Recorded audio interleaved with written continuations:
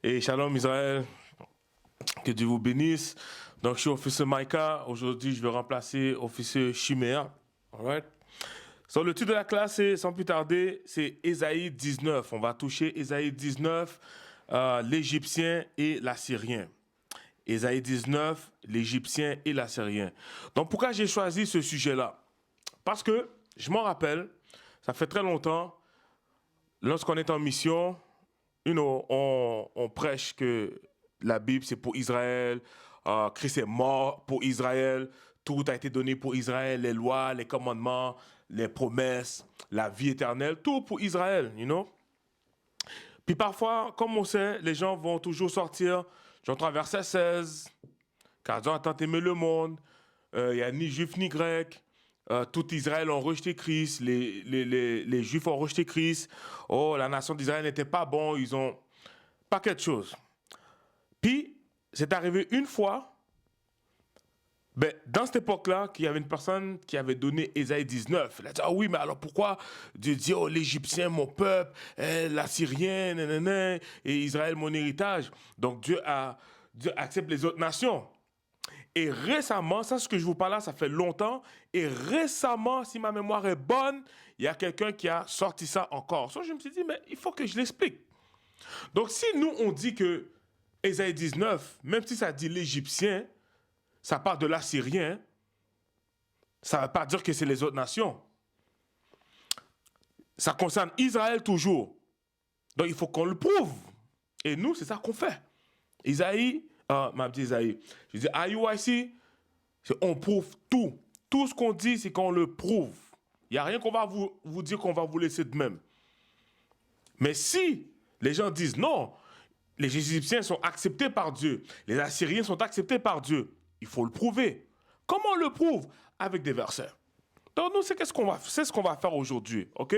Donc, on va briser cette doctrine-là.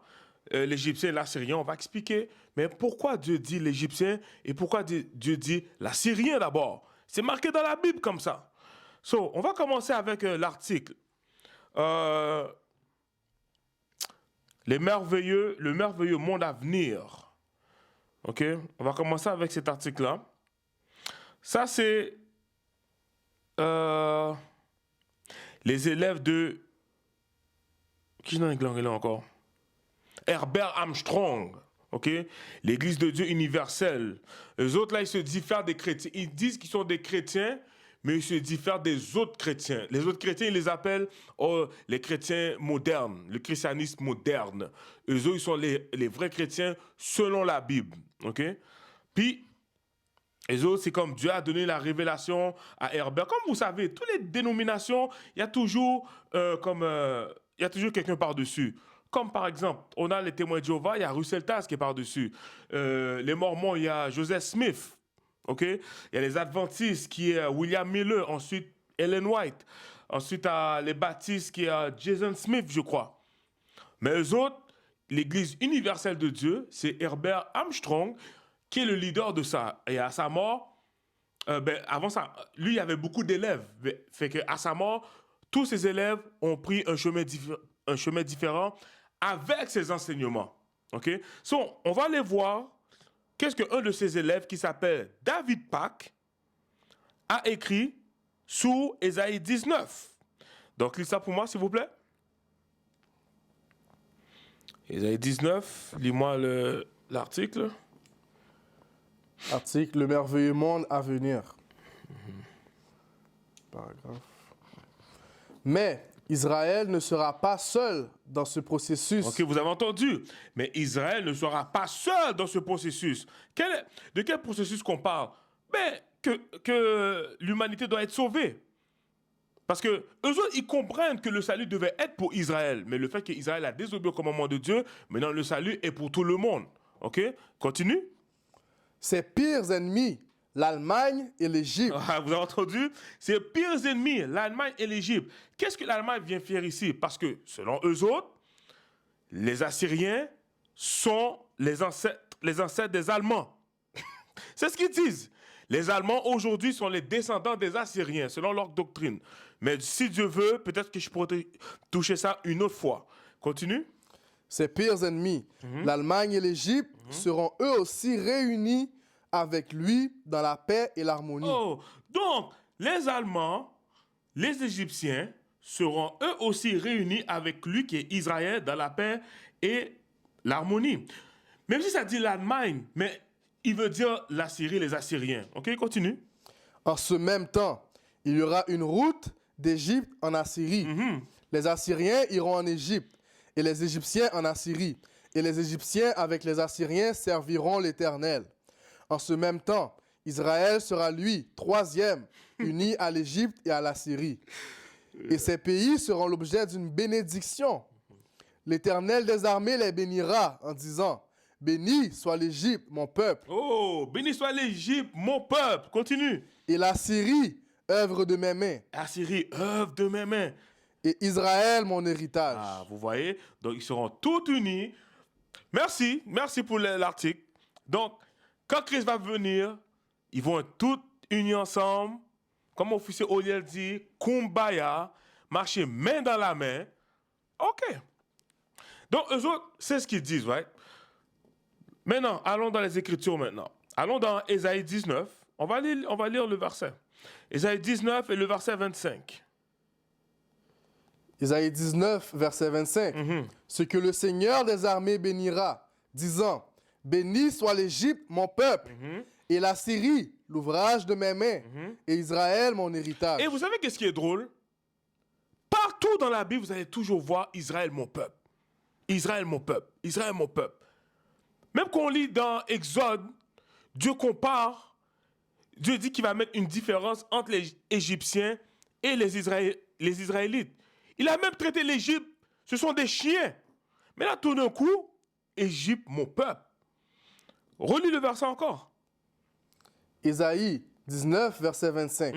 Ce que le Seigneur des armées bénira, disant, « Béni soit l'Égypte, mon peuple, et la Syrie, l'ouvrage de mes mains, et Israël, mon héritage. » OK. Alors maintenant, pour avoir la bonne compréhension de ça, voilà qu'est-ce qu'on va faire. Ésaïe 28 et le verset 10. OK? Pour avoir une meilleure compréhension, une très bonne compréhension, Ésaïe 28 et 10. La Bible dit de prouver toutes choses, examiner toutes choses. Donc, c'est ce qu'on va faire. Donc, on ne peut pas prendre la Bible, on lit ça de même, ou boum, OK. C'est ça que ça veut dire. Vous avez vu les Israélites, vous n'avez pas rapport. Vous n'avez pas rapport. Dieu est pour tout le monde. Non. On va examiner ça. So, go ahead, thanks. Isaïe 28, verset 10. Car précepte doit être sur précepte. Précepte sur précepte, OK? Les préceptes sont les versets de la Bible, les lois de Dieu. Lis. Précepte sur précepte. Ligne sur ligne, ligne sur ligne. Un peu ici Un peu ici, un peu vers l'Ancien Testament, lis. et un peu là. Un peu vers le Nouveau Testament. Maintenant, relis cette partie-là encore. Là, je viens de dire, un peu vers l'Ancien Testament, un peu vers le Nouveau. Relis cette partie-là encore. Car précepte doit être sur précepte. Précepte sur précepte. Ligne sur ligne, ligne sur ligne. Un peu ici Un peu vers le Nouveau Testament, et un peu là. un peu vers l'Ancien Testament. Tout dépendamment, c'est quoi tu lis. Des fois, tu peux commencer dans l'Ancien Testament si tu veux lire les récits du Christ. Les évangiles, c'est dans le Nouveau. Donc, si tu commences avec Matthieu, il y a tellement de choses que Christ dit qu'on ne peut pas tout comprendre. Il fallait vers l'Ancien Testament. Et il y a des choses qu'on lit dans l'Ancien Testament qu'on ne peut pas comprendre. Et Christ va les expliquer. Paul va les expliquer aussi. Donc, il faut aller vers le Nouveau Testament. C'est comme ça qu'on va comprendre la Bible. OK? So, relis le verset 10 une dernière fois, s'il vous plaît. Isaïe 28, verset 10. Car précepte doit être sur précepte. Précepte sur précepte. Ligne sur ligne, ligne sur ligne. Un peu ici et un peu là. Et un peu par là. OK. Maintenant, Sirach 6, verset 32. On va aller dans Sirach 6, verset 32. All right? C'est comme ça qu'on va comprendre. Et si on a l'esprit ouvert, et si Dieu le veut, il va nous faire comprendre. Il va nous donner cette compréhension. Le livre de sagesse de Sirach, chapitre 6, verset 32. Sirach ou Shiracide. Let's go. Si tu le veux, Si tu le veux. Vous voyez comment ça commence? Si tu le veux. Tu as le choix. Si tu le veux. C'est comme quand Christ dit, si vous m'aimez, gardez mes commandements. Donc si tu aimes Christ, tu vas garder ses commandements. OK? Là, il dit, si tu le veux, lis. Si tu le veux, mon fils, tu seras instruit. Tu seras instruit. Instruit dans quoi? Dans les Écritures. Lis. Et si tu t'appliques, tu deviendras intelligent. Intelligent dans quoi? Dans les Écritures. Maintenant, forme d'air, va dans 2 Timothée 3 et le verset 16. Donc, c'est si tu le veux. Donc, quand les gens viennent écouter les prophètes en train de prêcher, il y en a qui ne viennent pas pour écouter, il y en a qui ne viennent pas pour apprendre. Il y en a qui ne viennent pas pour s'humilier, c'est pour combattre. Ou il y en a qui vont écouter et puis ils attendent que tu slips, puis là, ils vont te prendre. Non. Donc, si tu le veux, tu seras instruit. Lis. 2 Timothée 3, verset 16. Toute écriture. Toute écriture. Lorsqu'on parle de toute écriture, c'est la Bible au complet. Ancien Testament, Nouveau Testament. Donc, il n'y a pas d'affaire que l'Ancien Testament est aboli ou on n'est pas obligé de lire l'Ancien Testament. Parce que beaucoup de pasteurs, c'est ça qu'ils disent. Mais c'est quoi que l'Écriture dit? Toute écriture. Toute écriture. Christ a dit, l'homme vivra de toute parole qui sort de la bouche de l'Éternel. Lis. Toute écriture est donnée par l'inspiration de Dieu. Par qui? Par l'inspiration de Dieu. Non, des hommes. De Dieu. De Dieu. Lis. Et est profitable pour doctrine, Pour les doctrines, continue. pour réprobation, pour correction, pour instruction dans la Qui ça? droiture. Pourquoi? Pour instruction. Pour instruction. Quel mot qu'on retrouve dans instruction? Instruire. Dans les Écritures servent à instruire. Instruire. Maintenant, on retourne dans Sirach 6, 32. Pardon. Sirach 6, verset 32. Si tu le veux, mon fils, tu seras instruit. Donc, tu seras instruit dans les Écritures. Lis. Et si tu t'appliques, tu deviendras intelligent. Tu deviendras comment? Intelligent. Tu deviendras intelligent. Maintenant, Psaume 111. Psaume 111, verset 10. La crainte du Seigneur est le commencement de la sagesse. Une bonne Une compréhension bonne compréhension des Écritures. en tous ceux qui pratiquent ses commandements. Qui pratique qui ça? Qui pratiquent ses Qui commandements. pratique ses commandements. Lis. Sa louange dure pour toujours. Donc, si tu pratiques les commandements de Dieu, tu vas avoir la compréhension des Écritures, ok? Tu seras instruit. So, va dans... Continue dans Sirach 6. Retourne dans Sirach 6, s'il te plaît. Verset 32. Verset 33 maintenant. Sirach 6, verset 33. Si tu aimes écouter, Donc, si tu aimes écouter, écoutez quoi? Ben, les paroles de Dieu. Continue. si tu aimes écouter, tu acquerras connaissance. Et si tu inclines ton oreille, tu deviendras sage. Tiens-toi dans l'assemblée des anciens. Qui est sage? Hey, attends une minute. Relis le verset 33 encore. Si tu aimes écouter, Si tu aimes écouter, tu acquerras connaissance. Et si tu inclines ton oreille, tu deviendras sage. ok. So, maintenant, Proverbe 1, 5. C'est pas pour rien que je commence par tous ces versets-là. Proverbe 1, 5. Proverbe 1, verset 5. Let's go. Un homme sage entendra Ah, un homme sage entendra. On vient de lire ça, là. Continue. et augmentera son savoir. Augmentera son savoir. Eh, donne-moi les synonymes du mot savoir. Donne-moi les synonymes du mot savoir, s'il vous plaît. Vous savez, voilà. Je fonctionne avec les synonymes. Synonyme du mot savoir. So, qu'est-ce qu'on a avec... OK. You got it? OK, let's go. Érudition, lumière, science, expérience, Expérience. capacité, compétence, connaissance. Connaissance. Ah, on a connaissance, on a érudition, lumière, connaissance. Continue. Culture, aptitude, Et génie, t'as sauté un mot. génie, instruction, Instruction. Instruction. Lis. acquis, aptitude, cognition, conception, doctrine, escient, humanisme, idée, lumière, omniscience, sagesse. Sagesse. Sagesse. Wow, ça c'est merveilleux ça. OK? Retourne dans Proverbe 1 verset 5. T'es voyé en plus. Yeah, let's go. Proverbe 1, verset 5. Uh-huh.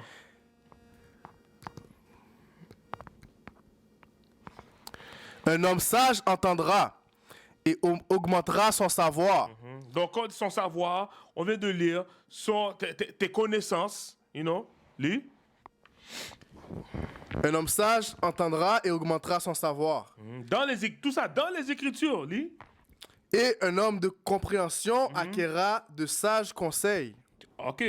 Ça, c'est une personne qui observe les commandements de Dieu. Donc, si tu commences par tout ça, tu vas avoir une bonne écriture, une bonne compréhension des Écritures. Tu vas comprendre.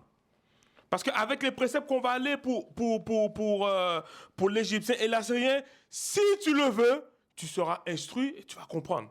Ça, c'est si tu le veux. OK? So, retourne dans Sirach 6, maintenant. Reprends depuis le verset 32, s'il vous plaît. Sagesse de Sirach, chapitre 6, verset 32.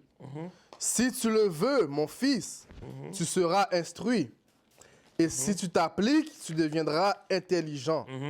Si tu aimes écouter, tu acquerras connaissance. Donc, il y en a qui n'aiment pas écouter. C'est pour ça qu'ils font plein de back and forth avec toi. Comment on appelle ça encore, ces gens-là? Les scoffers, c'est ça? Il y en a qui sont pas là pour écouter. Ils vont te poser une question, mais ils ne vont pas t'écouter. Lis. Et si tu inclines ton oreille, tu deviendras sage. Tiens-toi dans l'assemblée des anciens, qui est sage. Attache-toi à lui. Lis. Sois prêt à écouter chaque récit. Sois prêt à écouter chaque récit. Donc, si moi je dis que non, l'Égyptien c'est un Israélite, l'Assyrien c'est un Israélite, ben écoute chaque récit, écoute les préceptes qu'on va aller, écoute ligne sur ligne. Sois prêt à écouter. OK, lis. Sois prêt à écouter chaque récit. Et ne laisse pas les proverbes sages t'échapper. Si tu vois un homme intelligent, visite-le tôt. Laisse ton pied user sa porte. Donc, tu vois ici, si tu vois un homme intelligent, visite-le tôt, laisse ton pied user sa porte. Si tu vois un homme intelligent, c'est quelqu'un qui observe les commandements de Dieu. OK? C'est quelqu'un qui observe les commandements de Dieu. Maintenant, check ça. Va dans Acte 8. Acte 8. Acte 8. Là, ce qu'on vient de lire là, on va aller voir un exemple. Un exemple qui s'est passé.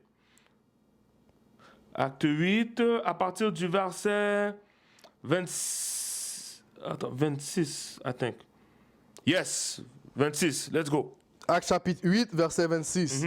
Et l'ange du Seigneur parla à Philippe, disant, « Lève-toi et va vers le sud dans le chemin qui descend de Jérusalem vers Gaza, lequel est désert. » Et il se leva et partit. Et voici, un homme d'Éthiopie, un Enoch de grande autorité sous Candace, reine des Éthiopiens, qui avait la charge de tout son trésor et qui était venu à Jérusalem pour adorer, s'en retournait et était assis dans son chariot, lisait Ésaïe le prophète. Donc, il lisait le prophète Ésaïe. All right? Ésaïe, gros prophète. Lis. Alors l'Esprit dit à Philippe, « Approche-toi et joins-toi à ce chariot. Et Philippe courut vers lui et l'entendit lire le prophète Ésaïe et dit, « Comprends-tu ce que tu lis? » Là, il dit, est-ce que tu comprends ce que tu lis? Parce que les prophéties ne sont pas faciles, right? Est-ce que tu comprends ce que tu lis? Mais là, Philippe, c'est qui? Philippe, c'est pas n'importe qui. Philippe était un apôtre, right? Lis. Comprends-tu ce que tu lis? Un diacre ou quoi? Un diacre, ouais, c'était un diacre, yeah. Let's go. Et il dit, « Comment le pourrais-je, à moins qu'un homme ne me guide? » Comment je peux comprendre ces prophéties-là qui sont deep? Lis. Et il désira de Philippe qu'il monte et s'asseye avec lui. Le passage de l'Écriture qu'il lisait était celui-ci. Il a été mené comme un mouton à l'abattoir et comme un agneau muet devant son tondeur. Là, je vais vous faire voir quelque chose, right? Je vais vous faire voir quelque chose. Je vais vous prouver que lui, il était prêt à écouter chaque récit. Il était humble. Il n'était pas en train de faire des back and forth. Déjà, quand il a dit, mais comment tu veux que je comprenne s'il n'y a pas quelqu'un qui pour m'expliquer? Ça, c'est une preuve d'humilité. Il était prêt à écouter Philippe. Continue. Ainsi, il n'a pas ouvert sa Tu vas bouche. lire jusqu'au verset 39. Verset 33. Dans son humiliation, Ah, vous voyez, dans son humiliation, lis. son jugement a été retiré. Et qui déclarera sa génération? Car sa vie est ôtée de la terre. Et l'Enoch répondit à Philippe et dit, je te prie de qui le prophète dit-il cela? De lui-même ou d'un autre homme? Alors Philippe ouvrit sa bouche et commença à la même écriture et lui prêcha Jésus.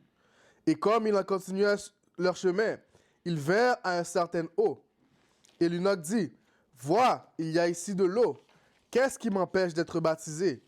Et Philippe dit, si tu crois de tout ton cœur, tu le peux. Et il répondit et dit, je crois que Jésus-Christ est le Fils de Dieu. Et il commanda que le chariot s'arrête. Et ils descendirent tous deux dans l'eau. Tous deux, Philippe et l'Enoch. Et il le baptisa. Et quand il fut remonté hors de l'eau, l'Esprit du Seigneur enleva Philippe, si bien que l'Enoch ne le vit plus. Et il alla son chemin en se réjouissant. L'eunuque, il a été convaincu. Il a été instruit. Il a été convaincu. Il a accepté. Il a été baptisé. That's it. OK? Maintenant, on retourne dans Sirach 6. Lis le verset 36 une dernière fois. Sirach 6, chapitre 6, verset 36.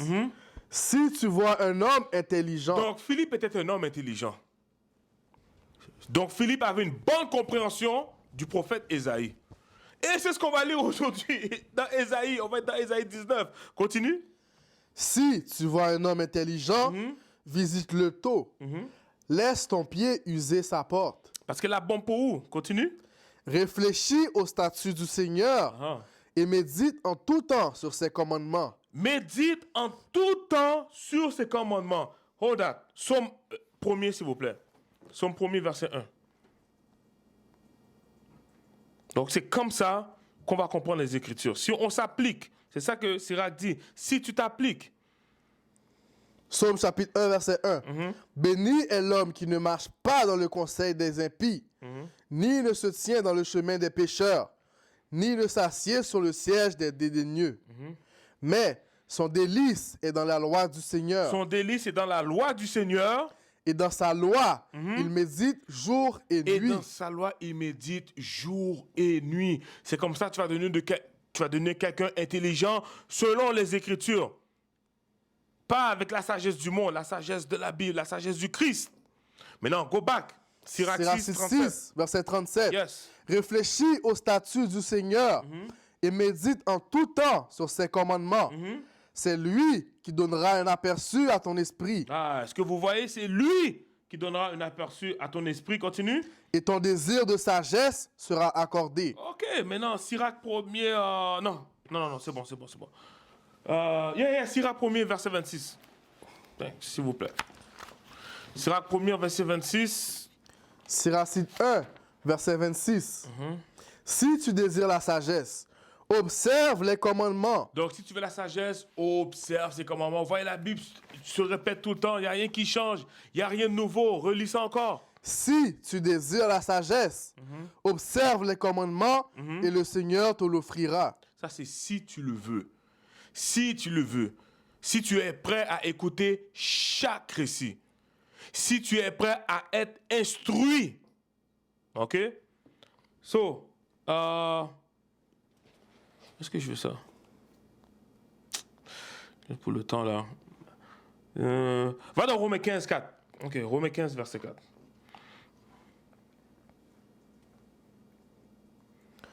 Romains 15, verset 4. Car toutes les choses qui furent écrites autrefois Dans l'Ancien Testament, furent écrites pour notre érudition. Pour notre érudition. Yo, ça c'est un gros mot français là. Ça c'est un gros mot français, érudition là. Même moi je savais même pas là que ça voulait dire. Donne-moi la définition du mot érudition. Définition du mot érudition. Ça trop pour moi. Savoir Savoir approfondi, fondé sur l'étude. Tu vois, un savoir approfondi. Un savoir approfondi. Let's go. Fondé sur l'étude des sources historiques, des documents, des textes. OK, c'est bon. Donc, une érudition, c'est un savoir approfondi. Maintenant, donne-moi les synonymes du mot érudition. Donne-moi des synonymes. OK. Donc, tout ce qui a été écrit dans l'Ancien Testament, là, c'est pour notre savoir. Comment aujourd'hui, tu vas écouter ton pasteur qui te dit oh, l'Ancien Testament n'est pas utile, ou c'est pas obligatoire, ou juste l'Ancien Testament, juste le Nouveau. Non, moi, mon pasteur n'a jamais dit ça, mon pasteur ne dit pas ça. C'est pas ça. En général, c'est comme ça. En gros, c'est comme ça. On sait que le christianisme, c'est plus vers le Nouveau Testament. Les lettres de Paul. Paul. Paul à gauche, Paul à droite. Mais la dîme qui est dans l'Ancien Testament, ben ça, bon. Lis ça. Synonyme d'érudition. Savoir. Savoir. Science. Science. Culture.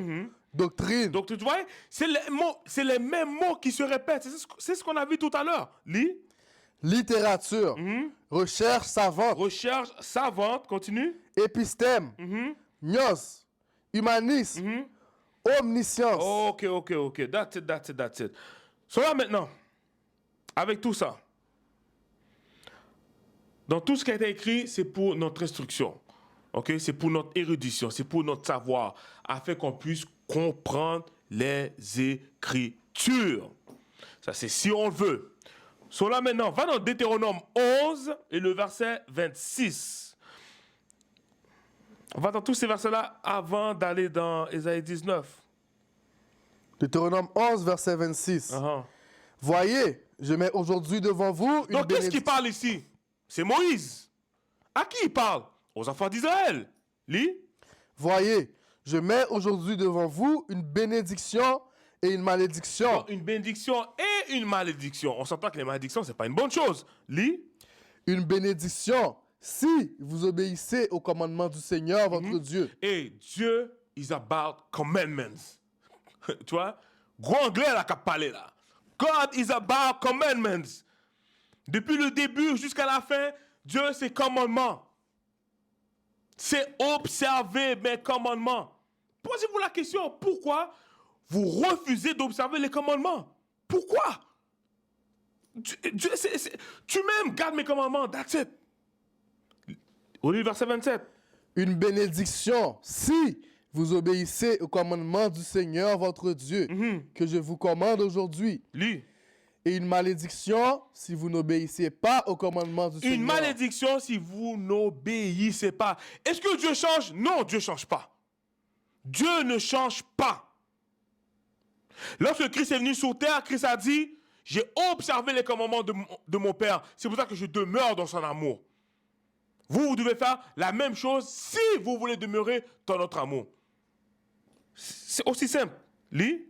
Et une malédiction si vous n'obéissez pas aux commandements du Seigneur votre Dieu, et si vous vous détournez du chemin que je vous commande aujourd'hui pour marcher après d'autres dieux que vous n'avez pas connus.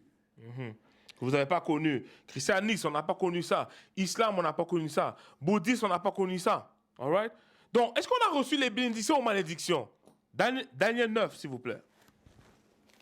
Daniel 9 et le verset 11. Moïse nous a avertis.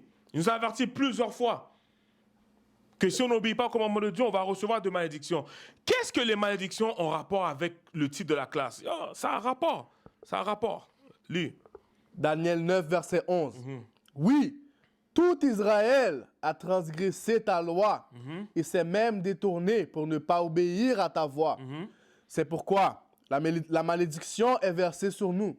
Et le serment qui est écrit dans la loi de Moïse, serviteur de Dieu, ont fondu sur nous parce que nous avons péché contre lui. Donc, on avait été avertis et c'est quoi le choix qu'on a fait? On a désobéi. Le royaume du Nord en premier, ensuite il y a eu le royaume du Sud, qui fait que toute la nation d'Israël ont brisé les commandements de Dieu. Maintenant, on va aller voir une malédiction particulière qui a rapport avec Ésaïe 19. En allant, Deutéronome 28, verset 64. Verset 64. On va aller voir une malédiction. Deutéronome 28, verset 64. Let's go. Et le Seigneur te dispersera parmi tous les peuples, d'un bout de la terre jusqu'à l'autre. Donc, Dieu va te disperser. Dieu va disperser les enfants d'Israël parmi toutes les nations. Parmi toutes les nations. Égypte est une nation, la Syrie est une nation. OK? Je nomme ces deux-là pour une raison. L'Égypte est une nation, la Syrie est une nation. Relis le verset une autre fois. Et le Seigneur te dispersera parmi tous les peuples, d'un bout de la terre jusqu'à l'autre.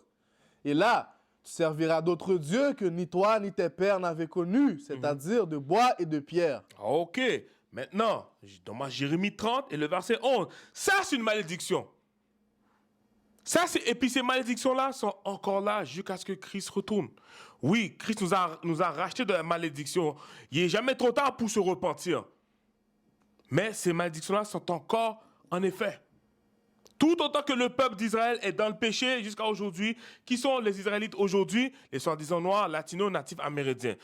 Tout autant qu'on demeure dans le péché, ces malédictions-là sont encore là. Ok? Lis. Jérémie 30, verset 11. Car je suis avec toi, dit le Seigneur, pour te sauver. Et même, je te consumerai entièrement toutes les nations où je t'ai dispersé. Où toutes les nations où je t'ai dispersé. Je t'ai dispersé en Égypte, je t'ai dispersé en Assyrie. Lis. Mais je ne te consumerai pas entièrement. Mais je te corrigerai avec mesure. Cependant, je ne te laisserai pas impuni. Ok, c'est ça que je voulais dans ce verset-là. Maintenant, Ésaïe 60. Ésaïe 60. Lis à partir du verset 9. Isaïe 61, verset 9. Uh-huh. Et leur semence sera connue parmi les gentils. De quelle semence qu'on parle? De quelle semence qu'on parle? Va au verset 3. Verset 3. Pour désigner à ceux de Zion qui mènent deuil. Sion, c'est qui Sion? Israël. Ok, maintenant on retourne au verset 9. Verset 9. Et leur semence sera connue parmi les gentils. Donc, et leur semence sera connue parmi les gentils. De quelle semence qu'on parle? Sion, Israël. Pourquoi leur semence sera connue parmi les gentils? Parce que Israël gagne dans toute nation. On a été éparpillés parmi les païens. C'est une malédiction. On a été avertis. Lis. Et leur semence sera connue parmi les gentils et leur progéniture parmi les peuples. Continue. Tous ceux qui les verront les reconnaîtront qu'ils sont la semence que le Seigneur a bénie. Ah, qui sont la semence que le Seigneur a bénie. De quelle semence qu'on parle ici? Les enfants d'Israël. Ok, maintenant, 2 Rois 18. On va dans 2 Rois 18. À partir du verset 9. 2 Rois 18, verset 9. Et il arrivera durant la Là, on va quatrième... faire un peu d'histoire. Parce qu'il faut comprendre l'Égyptien, l'Assyrien, il faut qu'on comprenne ça. Lis. Et il arrivera durant la 4e année du roi Ézéchias, qui était la 7e d'Oshéa, fils d'Éla, roi d'Israël, Lis. que Shalmaneser, roi d'Assyrie, monta contre Samarie. Le roi de qui? Roi d'Assyrie. Le roi d'Assyrie. Le roi d'Assyrie, vous avez entendu? Lis. Monta contre Samarie et l'assiégea. Samarie qui est la capitale d'Éphraïm. Là, on parle le royaume du Nord. Lis. Et au bout de 3 ans, ils la prirent, c'est-à-dire durant la 6e année d'Ézéchias, qui était la 9e d'Oshéa, roi d'Israël. Samarie fut prise. Et le roi d'Assyrie transporta Israël en Assyrie. Et le roi d'Assyrie transporta Israël en Assyrie. Continue. Et il les plaça à Ala et à bord, près de la rivière Gozan, et des villes des Mèdes, parce qu'ils n'avaient pas obéi à la voix du Seigneur leur Dieu, mais qu'ils avaient transgressé son alliance, et tout ce que Moïse, le serviteur du Seigneur, avait commandé. Ils ne voulurent pas les entendre, ni les faire. Donc, Dieu, c'est comme ça qu'il fonctionne. Tu n'écoutes pas les commandements de Dieu, bâton pour. Rigoise. Matinette pour. Dieu, c'est comme ça qu'il fonctionne. Vous obéissez les commandements, n'a pas de bénédiction. N'a pas désobéi, n'a pas de malédiction. Alright? C'est comme ça que Dieu fonctionne. Donc, qu'est-ce que Dieu a fait? Dieu a envoyé le roi d'Assyrie vers les Israélites. Et qu'est-ce que le roi a fait? Il les a pris, il les a amenés en captivité dans son pays. Maintenant, 2 Rois 17. Juste un chapitre avant. 2 Rois 17, versets 1 et 2. 2 Rois 17, verset 1. En la 12e année d'Ahaz, roi de Juda, Oshéa, fils d'Éla, commença à régner à Samarie sur Israël. Il régna 9 ans. il fit ce qui était mauvais à la vue du Seigneur.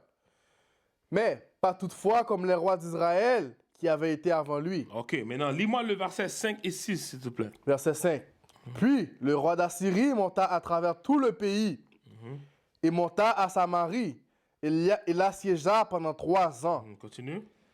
En la 9e année d'Ochéa, le roi d'Assyrie prit Samarie, et il transporta Israël en Assyrie, et les installa à Ala, et sur le Habor, près de la rivière Gozan, et les villes des Mèdes.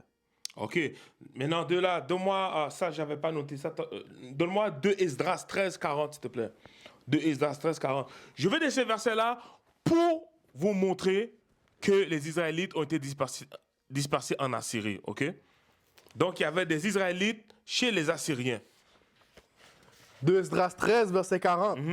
Ce sont là les 10 tribus qui ont été emmenées de leur propre pays. Donc, lorsqu'on lit dans 2 Rois 17, 2 Rois 18, ce qu'on vient de lire, ça parle du royaume du Nord. Ça parle des 10 tribus. Ce sont des Israélites pareils, ok? Ils ont été dispersés en Assyrie. Continue.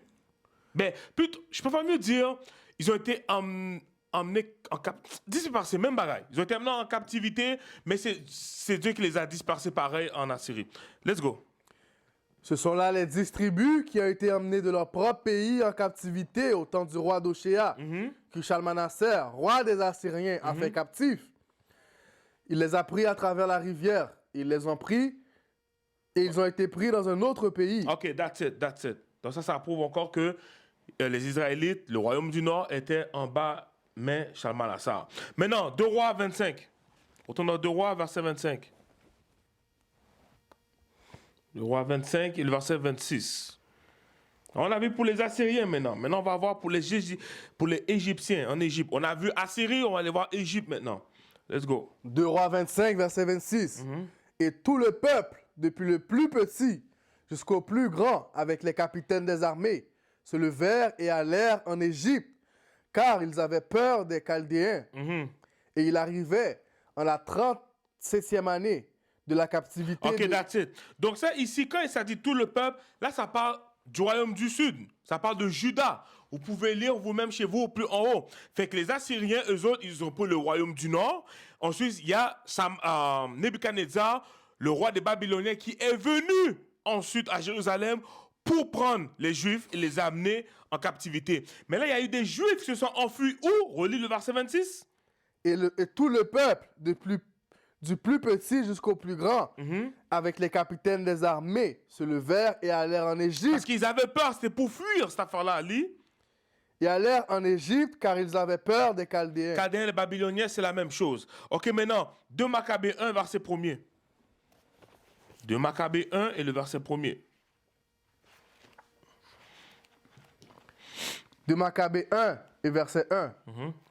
Les frères juifs de Jérusalem et ceux de Judée à leurs frères juifs en Égypte. Et leurs frères juifs en Égypte. Donc c'est pour ça que lorsque vous lisez Acte 2, vous allez voir qu'il y avait des juifs qui sont sortis de toute nation.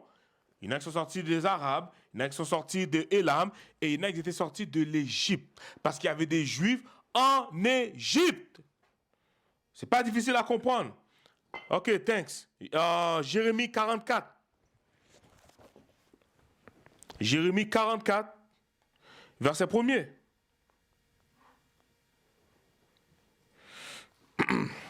Le livre de Jérémie, chapitre 44, verset 1. La parole qui vient à Jérémie au sujet de tous les Juifs qui demeuraient dans le pays d'Égypte. Tous les Juifs qui demeuraient dans le pays des Juifs. Vous voyez? Qu'est-ce que ces Juifs-là font en Égypte? Malédiction. Donc, pour comprendre ça, vous devez lire l'histoire. Vous devez lire Deutéronome 28. Lisez Deutéronome 4, verset 27. Et vous lisez les livres des rois. Sédécias était le dernier roi à Jérusalem. C'était le dernier roi. Ensuite, Israël, c'était fini pour eux autres. C'était fini. Jusqu'à ce que Cyrus les libère pour retourner rebâtir le temple à Jérusalem. Ok? Relis la première partie du verset.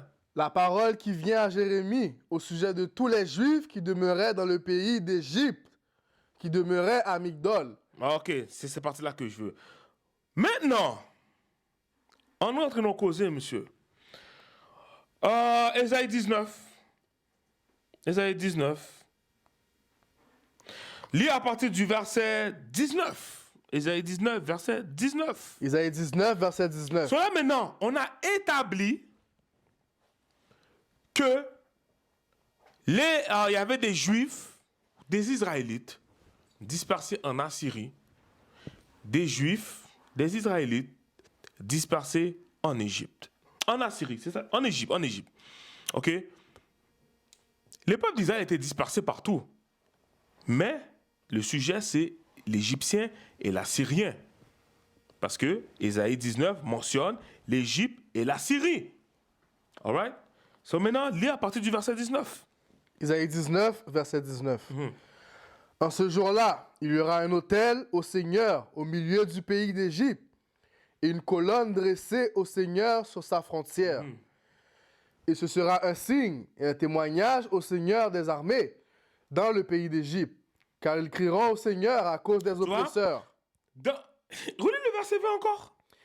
Et ce sera un signe et un témoignage au Seigneur des armées dans le pays d'Égypte. Car ils crieront au Seigneur. Car ils crieront au Seigneur. Ok, continue. À cause des oppresseurs. Il leur enverra un sauveur et un grand personnage, et il les délivrera. Attends-moi une minute.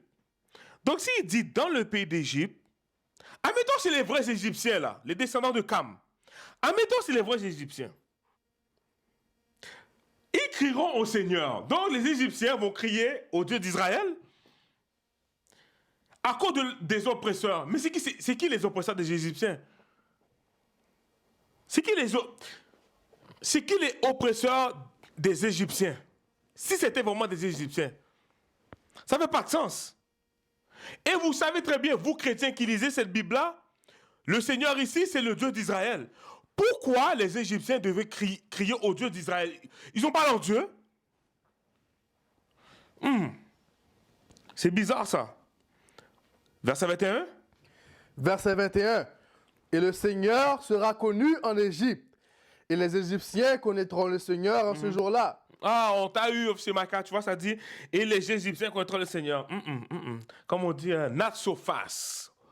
Et comme mon père dit tout le temps là, tempo, tempo, tempo. On se calme. Continue. Ils offriront sacrifices et oblations. Oui, ils voueront un vœu au Seigneur et l'accompliront. Et le Seigneur frappera l'Égypte. Il frappera et la guérira. Et ils retourneront au Seigneur.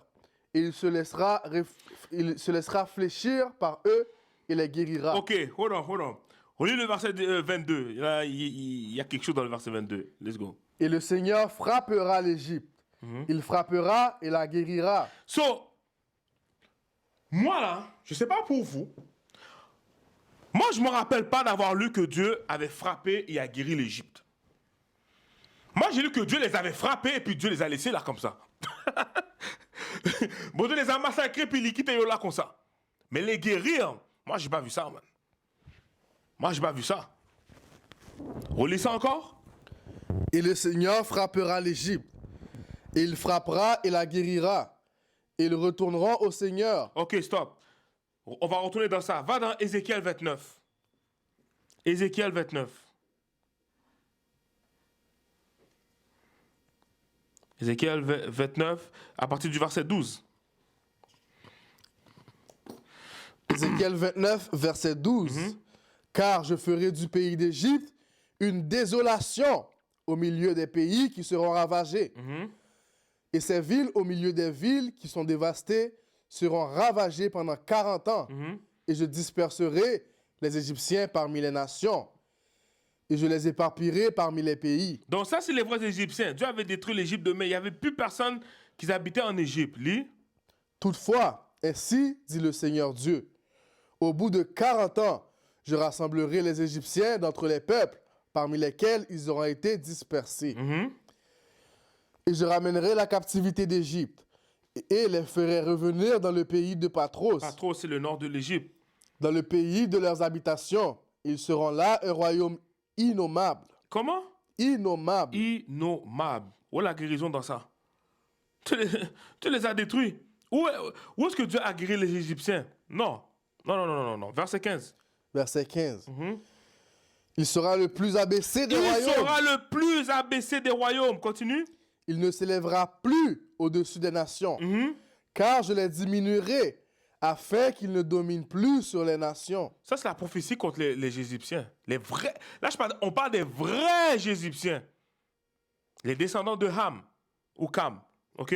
Maintenant, on retourne dans Ésaïe 19, le verset 22. Le livre d'Ésaïe, chapitre 19, verset 22.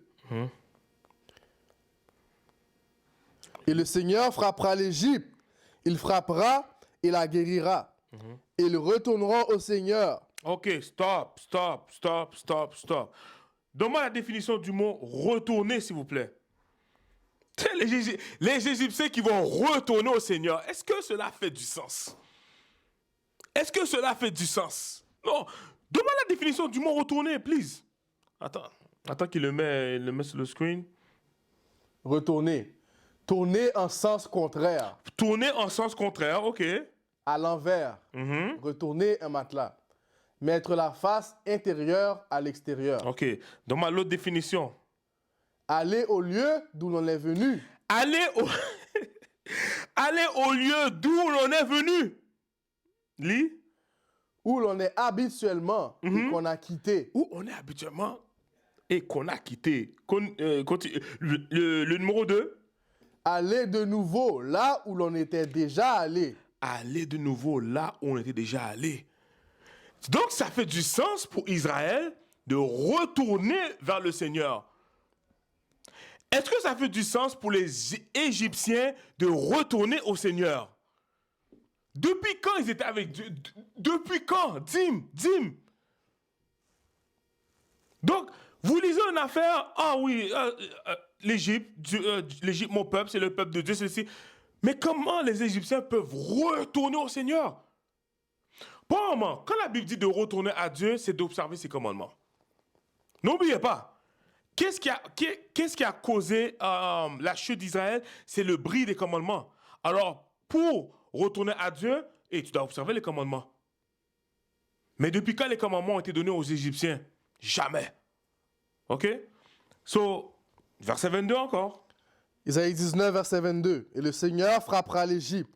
Il frappera et la guérira. Et ils retourneront au Seigneur. Et il se laissera fléchir par eux et les guérira. OK, stop. On va dire encore avec le mot retourner, retourneront. Va dans Osée 6, verset 1er.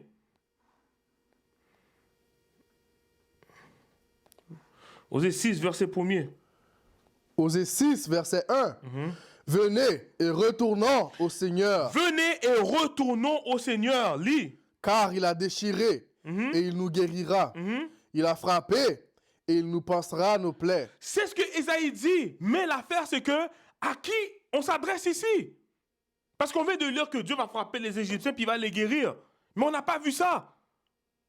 OK, là, ça dit, venez, retournons au Seigneur, car il a déchiré et il nous guérira.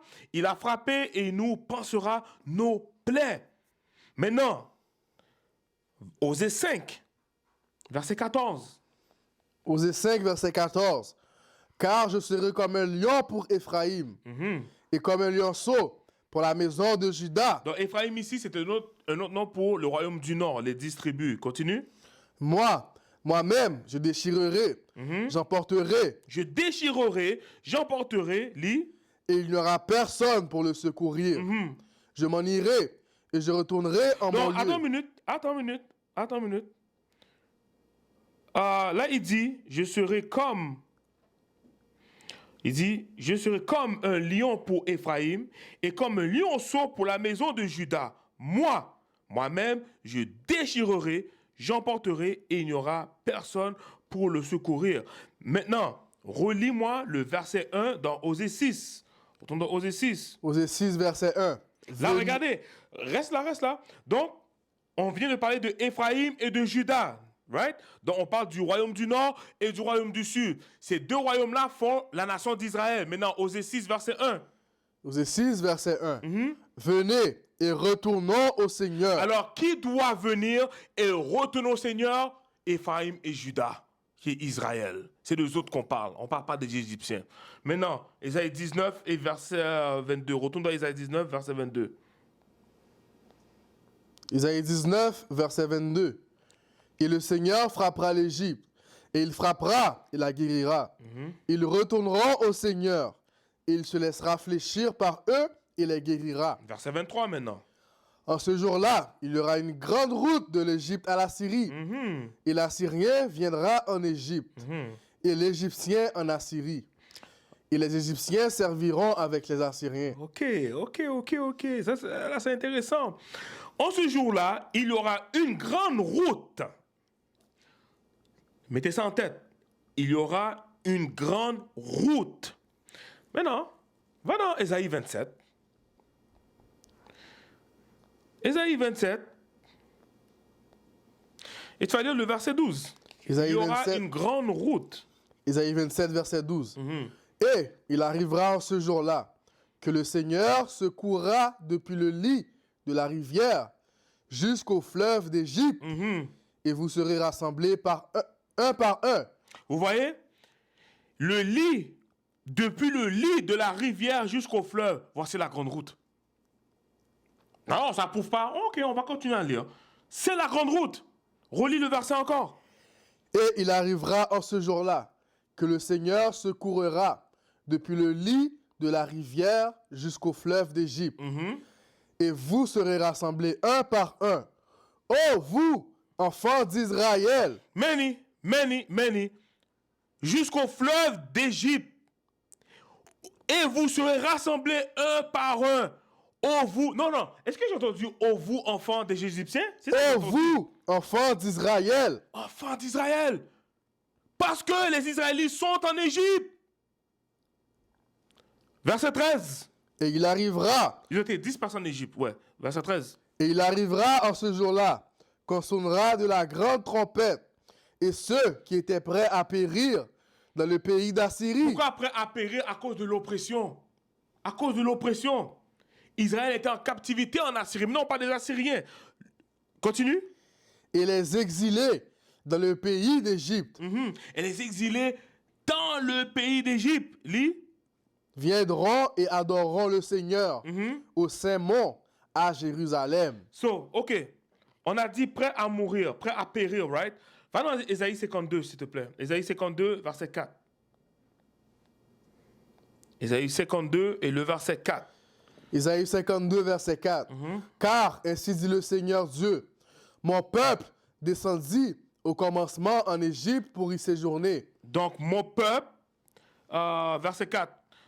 Mon peuple descendit au commencement en Égypte pour y séjourner, lit. Et l'Assyrien l'a opprimé sans cause. Sans cause. Voilà pourquoi ils étaient prêts à périr, prêts à mourir. On avait vu ça dans... Il y a un film avec... comment il s'appelle le Sénégalais, là? Lui qui joue dans Blood Diamond. Il y avait un film d'esclavage. Je pense que ce film-là s'appelle... Amistad, je crois. Amistad. À un moment donné, ils étaient dans le bateau. Puis tu avais une femme qui était assise sur le bord du bateau avec son bébé. Puis il y avait quelqu'un qui était en train de se faire massacrer par le maître d'esclaves avec des fouets. Tellement que le partenaire se faisait fouetter, le sang revolait sur les autres esclaves. Fait que la madame, elle voyait ça, elle dit, yo, pas capable encore. Fait qu'est-ce qu'elle a fait? Elle s'est jetée vers l'arrière, dans le fleuve, dans la mer, whatever, avec l'enfant. À cause de l'oppression. Une oppression injuste. Sans cause. C'est ça qu'on vient de lire. OK? Now, go back.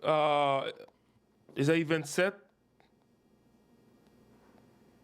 Ésaïe 27, le verset 13. Le livre d'Ésaïe, chapitre 27, verset 13. Et il arrivera en ce jour-là qu'on sonnera de la grande trompette, et ceux qui étaient prêts à périr dans le pays d'Assyrie, et les exilés dans le pays d'Égypte. Et les exilés dans le pays d'Égypte. Ésaïe 11, verset 12. On a presque fini. Ésaïe 11, verset 12. Commence au verset 11. Ésaïe 11, verset 11. Et il arrivera en ce jour-là que le Seigneur mettra encore sa main une seconde fois pour reprendre le résidu de son peuple. Et attends une minute. Pour une seconde fois, ça vous dit rien quand vous lisez ça? Oui, on sait qu'Israël a péché, Dieu les a livrés, Dieu les a abandonnés, tout ça. Mais là, il dit que... Relis ça, qu'est-ce qu'il dit encore? Et il arrivera en ce jour-là que le Seigneur mettra encore sa main une seconde fois. Une seconde fois, une autre fois, tellement qu'il aime son peuple, man. Continue. Pour reprendre le résidu de son peuple, Pour prendre le résidu de son peuple, le reste de son peuple. Lis. qui aura été laissé de la Syrie et de l'Égypte De quoi? et de l'Égypte. De l'Égypte, la Syrie et l'Égypte. Là, il mentionne d'autres là, mais moi, je veux rester sur la Syrie et l'Égypte. Go back. Ésaïe 27, verset 13. Ésaïe 27, verset 13. Et il arrivera en ce jour-là qu'on sonnera de la grande trompette, et ceux qui étaient prêts à périr dans le pays d'Assyrie et les exilés dans le pays d'Égypte viendront et adoreront le Seigneur. Viendront et adoreront le Seigneur. Ésaïe 2. Ésaïe 2, là, ça aussi, là, c'est un autre verset qui est très utilisé pour dire c'est tout le monde, c'est tout le monde. Mais encore là, non, vous n'avez pas de compréhension. C'est une autre doctrine, ça, Ésaïe 2. Lis Ésaïe 2 à partir du verset 1. Donc ça dit, adoreront le Seigneur. Adoreront le Seigneur. Lis. Ésaïe 2, verset 1. La parole d'Ésaïe, la parole qu'Ésaïe, le fils d'Amos, vit concernant Juda et Jérusalem. Et il arrivera dans les derniers jours. Il arrivera dans les derniers jours, lis. Que la montagne de la maison du Seigneur sera établie sur le sommet des montagnes. Il sera élevé au-dessus des collines. Et toutes les nations y afflueront. Restez. Toutes les nations. On est foutu. C'est fini pour nous. Toutes les nations y afflueront. Vous avez vu, vous n'avez pas rapport. Relax. Verset 3. Et beaucoup de personnes viendront et diront, venez et montons à la montagne du Seigneur, à la maison du Dieu de Jacob. Et il nous instruira de ses chemins. Vous entendez? Le Dieu de Jacob. Ok, lis. Et nous marcherons dans ses sentiers, car de Sion sortira la loi et de Jérusalem la parole du Seigneur. Ok, maintenant, verset 4. Et il jugera parmi les nations. Parmi les nations. So, écoutez, le verset 2 dit, et toutes les nations y afflueront. Mais là, verset 4 dit, il jugera parmi les nations. Oui, c'est vrai, ça dit toutes les nations. Et vous devez mettre la malédiction dans votre tête. Quelle malédiction qu'on parle? Que les Israélites ont été dispersés. Deutéronome 28, verset 64. On a lu Jérémie 30, 11. Deutéronome 4, verset 27. Ces versets-là doivent venir dans vos têtes. Comme ça, vous allez comprendre. Lis verset 4 encore une fois.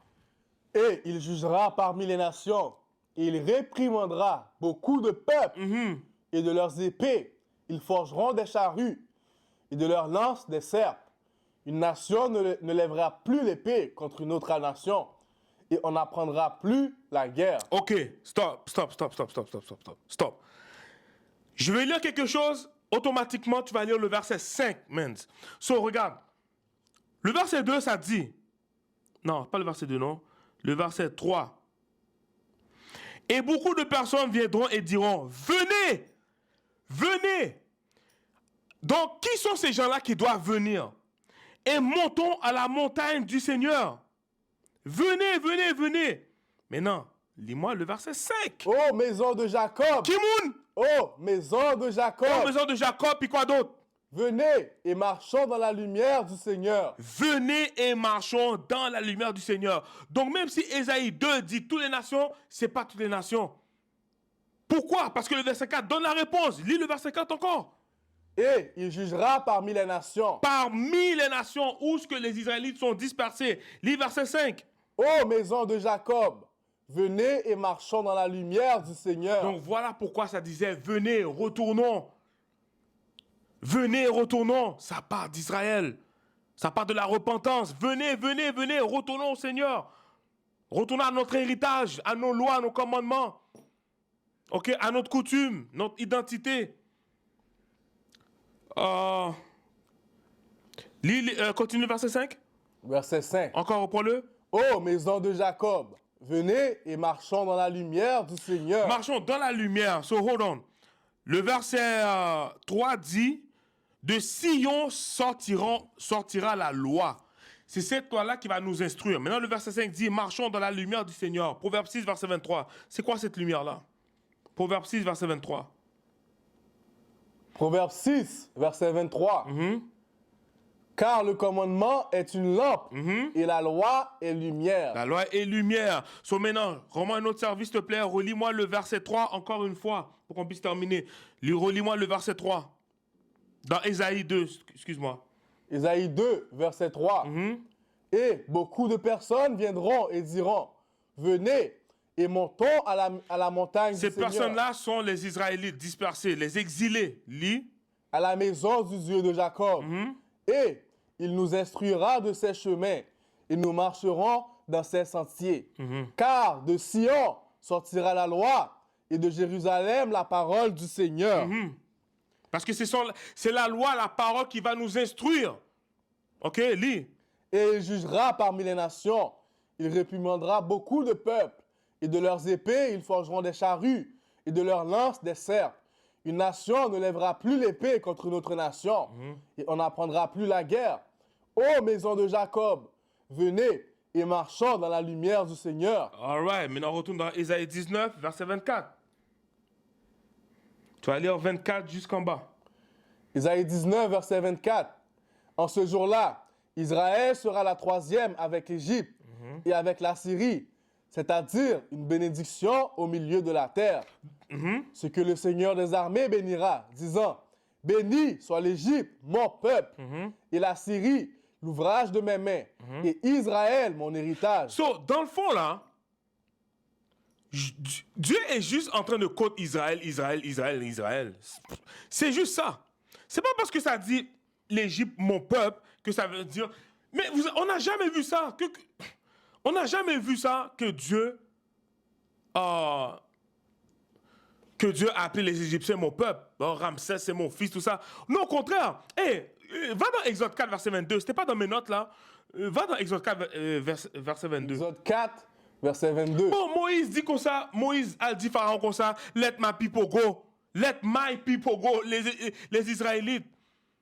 Alors, comment les Égyptiens peuvent être le peuple de Dieu? Ben non, man. Lis. Exode 4, verset 22. Et tu diras à Pharaon, ainsi dit le Seigneur, Israël est mon fils. Israël est mon fils. Lis. C'est-à-dire mon premier-né. C'est mon premier-né. C'est mon peuple. C'est mon enfant. C'est ma nation à moi. OK?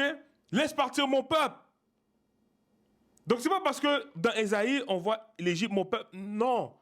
Il faut comprendre précepte sur précepte, ligne sur ligne. Ça parle quand même des Israélites. En fait, ça parle des exilés. That's it. C'est pour ça que j'aime quand il dit l'Égypte, mon peuple, la Syrie, œuvre de mes mains. Là, il garde Israël en dernier, Israël, mon héritage. Les Israélites qui vont sortir des Égyptiens, qui marchaient comme des Égyptiens, qui ont appris tout ce que les Égyptiens les ont appris. En Assyrie, la même chose. C'est la même chose aussi, on est dispersés partout. En Amérique, on a toute leur philosophie, toute leur religion, toute leur tradition. Et lorsqu'on lit en Révélation 18, ça dit « Sortez du milieu d'elle, mon peuple, pour ne pas participer dans ses péchés. » Sortez de toutes ces religions-là que vous avez appris lorsque vous étiez dispersés parmi ces nations. C'est la même chose. C'est la même chose. So, pour terminer, on lit le verset 25 une dernière fois, puis on ferme ça. Verset 25 encore. Le livre d'Ésaïe, chapitre 19, verset 25. Ce que le Seigneur des armées bénira, disant, béni soit l'Égypte, mon peuple. Donc, c'est les Israélites, les exilés d'Israël qui sont dispersés en Égypte. Et la Syrie, l'ouvrage de mes mains. Les exilés des Israélites dispersés en Assyrie.